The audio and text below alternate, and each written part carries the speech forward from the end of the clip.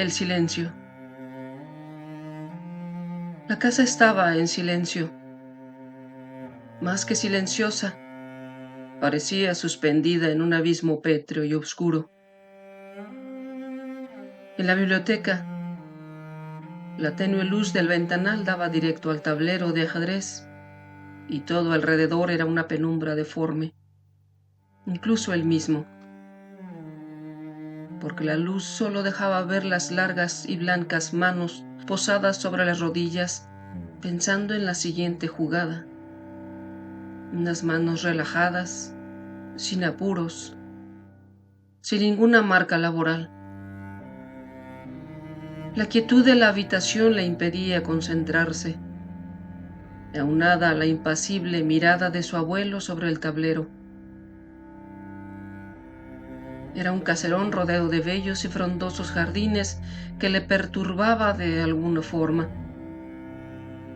Esa amplia sala, rodeada de estantes, llenos de libros metódicamente ordenados, era donde su abuelo solía recibir a sus contrincantes para beber una copa de jerez y discutir de temas diversos después de una buena partida de ajedrez. Con la mirada fija en el tablero, sus pensamientos eran amargos, crueles y confusos, y lo conducían por un viaje tridimensional entre las piezas y el cuadriculado blanco y negro. Podía percibir cada fisura, cada hueco, cada resquicio del tallado de las piezas, y su viaje mental lo detenía una y otra vez en el caballo negro del rey. No estaba seguro si era su siguiente jugada. Tampoco estaba seguro si las negras eran suyas o de su contrincante. Como si fuera un diminuto mosquito, se introdujo nuevamente entre el tablero y lo volvió a recorrer volando entre los pocos peones negros y blancos que aún quedaban en la batalla. Rodeó el alfil de la reina blanca y vio enrocado al rey. Descansó un momento al pie de la torre blanca. Al recargarse, pudo sentir el frío mármol de la pieza en su espalda. A la distancia, vio el caballo negro del rey. Una jugada más y llegaría a la casilla E7 y pondría en jaque al rey. Pero el alfil blanco lo tenía en la mira y sintió la mortal jugada como una sacudida en su cuerpo. Alzó nuevamente el vuelo y se dirigió al sentenciado alfil, y con el respeto que le da un buen rival, lo saludó y pudo sentir la textura suave del mármol y un olor peculiar. Una mezcla de tabaco, loción de English leather y jerez emanaban de esa pieza.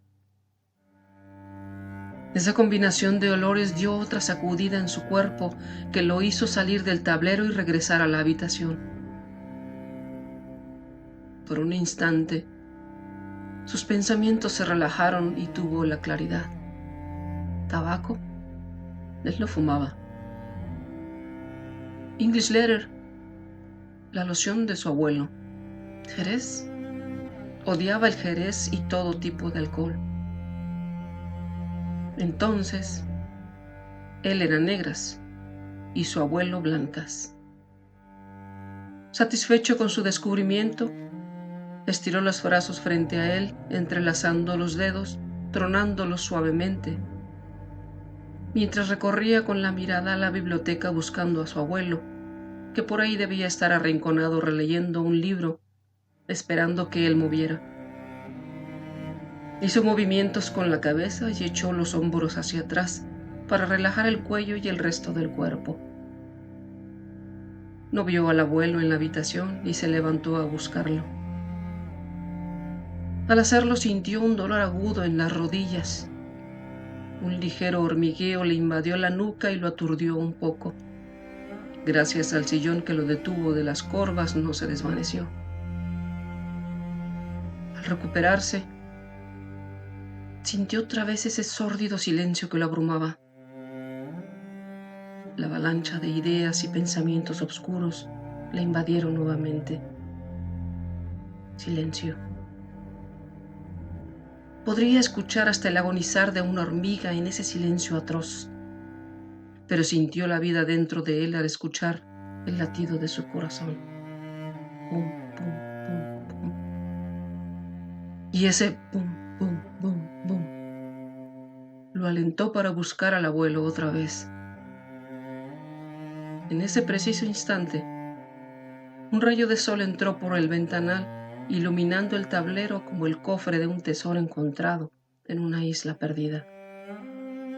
La habitación se iluminó por ende y una alegría infantil invadió sus ánimos. Se emocionó en el interior. Una vez más su inteligencia lo iluminaba, como el rayo de sol iluminaba el tablero ahora mismo.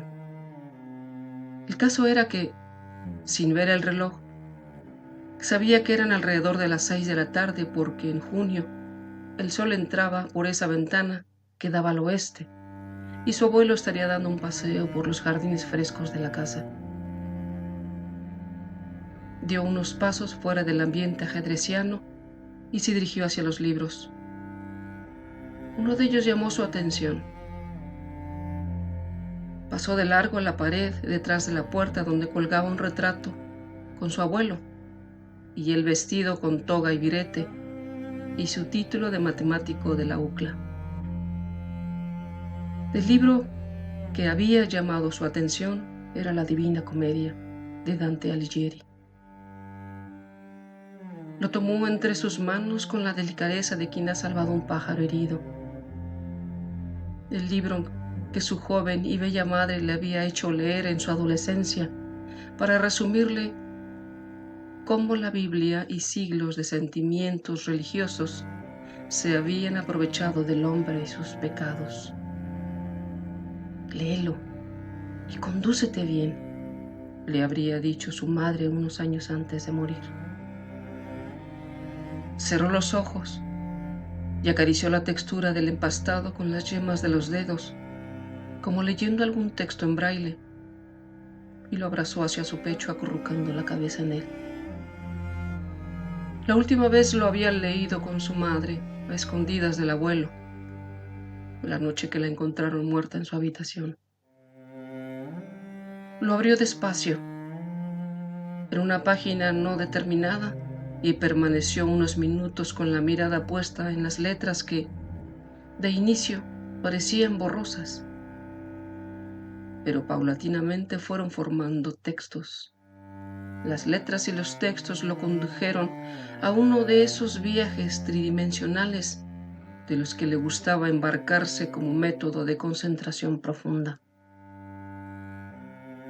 Como una partícula de polvo, viajó entre los textos que lo llevaron hasta Minos, rey de Cretas, que lo dejó entrar al segundo círculo del infierno, donde una feroz tormenta azotaba a los lujuriosos, almas que fueron arrebatadas por los goces de una pasión, y ese goce y esa pasión ahora lo arrastraría eternamente como un fuerte huracán.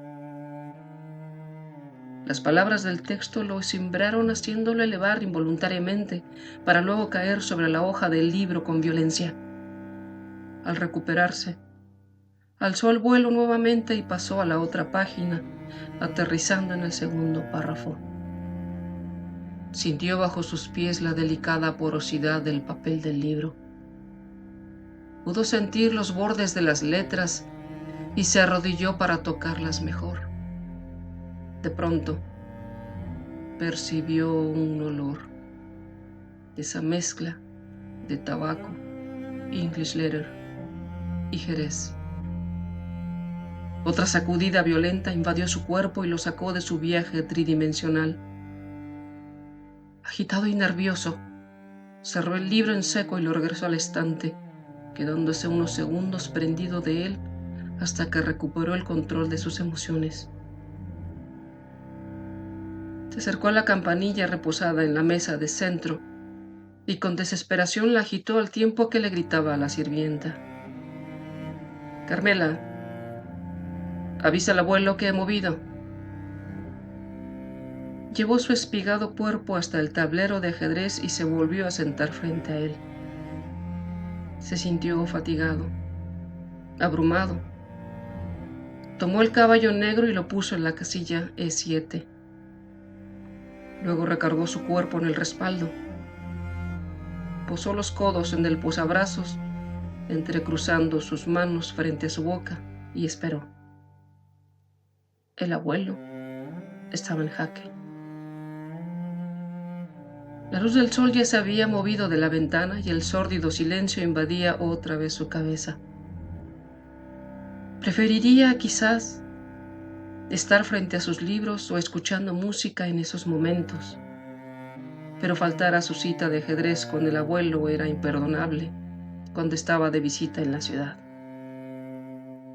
Más silencio. Volvió a llamar a la sirvienta. Una mujer gruesa, de piel pálida y rostro huraño, pero afable, entró apurada maldiciendo para sí. Llevaba una charola con un vaso de agua y un frasco de pastillas. Carmela, llama al abuelo, dile que he movido, volvió a decir. Carmela no le contestó. Hacía tiempo que no le dirigía la palabra más de lo necesario. En otros tiempos habría sido gentil y amable, amiga y cómplice de ingenuas travesuras. Esa sirvienta que nunca rebasaba la confianza de los señores, fue quien lo calmó y abrazó como un niño desconsolado la noche en que encontraron a su madre muerta, violada y estrangulada en su propia habitación. Días después del crimen, las diligencias policíacas e interrogatorios, él regresó a esa habitación. Se arrodilló desconsolado en la alfombra y al tratar de besar el espacio donde habían encontrado el cadáver de su madre, detectó la mezcla de olor a tabaco, English leather y jerez, y experimentó por primera vez el viaje tridimensional que lo llevó hacia los tejidos de la alfombra. Desde esa vez, Carmela cambió con él. Fue el día en que la policía llegó a tocar la puerta y ella tuvo que esconderlo en el sótano, con las ropas manchadas de sangre y mentir a los agentes. El abuelo resbaló por las escaleras y nada pudimos hacer, les dijo la sirvienta. Entonces ya no volvieron a ser cómplices más, pero se quedó con él en ese enorme caserón por lástima. Carmela, llama al abuelo, volvió a decir. Dile que es su turno. Y vuelve a poner el reloj a las 6, que el sol se ha movido de la ventana. Carmela se alojó apurada sin decir nada, dejando al anciano hundido en su viaje tridimensional, sentado en una de las 8 camas de la sala del frío hospital. En su mesita de noche reposaba un tablero de ajedrez con las iniciales L, F